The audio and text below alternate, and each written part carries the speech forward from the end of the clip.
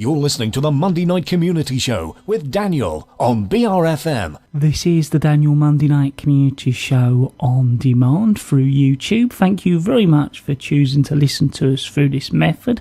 If you'd like to keep up to date with when I add new interviews, then subscribe to this channel. Hi there, yeah, I'm Daniel and I'm the Green Space Officer at Swale Borough Council, and I'm the lead officer for the new play area at Thistle Hill and the new trim trail. So could you tell us a little bit about the new play area and the trail firstly? The new play area is part of the development at Thistle Hill, and it's the final piece in the jigsaw, as it were. And it's based next to the new community centre there. It's a large project that's taking place, and we've put it out to tender, and we've got 9 designs to show everybody at the consultation today. So tell us more about this consultation if people would like to head along. Yeah, all they need to do is come along. It's based at the new play area site, which is next to the community centre. Just turn up, and we've also got a bouncy castle and some arts and crafts activities going on. And literally, it's just a simple questionnaire for them to let us know what is their favourite play area and trim trail.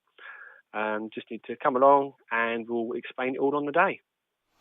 So you've got 9 designs by different designers, I assume. Did they have a kind of initial brief that they had to work from? Yeah, so we looked at a couple of options for them, and the main thing we come up with is we wanted a themed play area to reflect the history of both Minster and the Isle of Sheppey. So most of them came up with some sort of castles and sort of pirate ships based on what previously is invasions that have happened over the years on the Isle of Sheppey. So what about the trail? The trim trail is in Thistle Hill Community Woodland, just behind the community centre, just a few minutes away. And it starts at the main car park, where there's a welcome sign, and there'll be information about the trail itself. And then the trail starts from there and goes through 2 glades. There's one that sort of overlooks heading back south over to Sittingbourne and Iwade, and then it leads down into a lower glade, which will also be populated with trim trail equipment as well. So again, we've got 4 designs to show people at the consultation of the different trim trail options, of what different companies are able to supply us, and so it's up to really members of the public to say what they think they would like to see as the trim trail in the woodland. So with the trail, are you actually putting in like a path for people to follow? Because I know if people go at the moment, they're like 2 mowed fields, and then there's almost some sort of mowed paths that you walk through and people walk their dogs. So is that actually going to change at all? No, it's a grassland path as it is now. Obviously, there will be sort of some sort of surfacing around the actual equipment, which will be sort of a grass sort of matting. So it deals with anywhere on those sort of heavy use areas where the equipment will be, but it will be still kept as a natural sort of woodland. We didn't want to change that at all, and that also meant that we can invest all the money into the trim trail equipment itself, rather than spending it on a new path. We can actually put all the as much equipment in there so people can enjoy the equipment that's there and benefit from it. So was this something always in the planning, obviously, when the housing started to be built? I suppose it could be over 10 years, couldn't it? Is that something that's always been in the plan, or is this something that's come about because of new funding you've been able to get? No, this has always been part of the planning permission of the new houses at Thistle Hill. It's a number of play areas that were part of the original planning decision. This is the last one, like I say, the last piece in the jigsaw. And it is classed as sort of the main play area for Thistle Hill, as well as the other ones that are situated in the sort of other areas. Yes, it's always been part of it.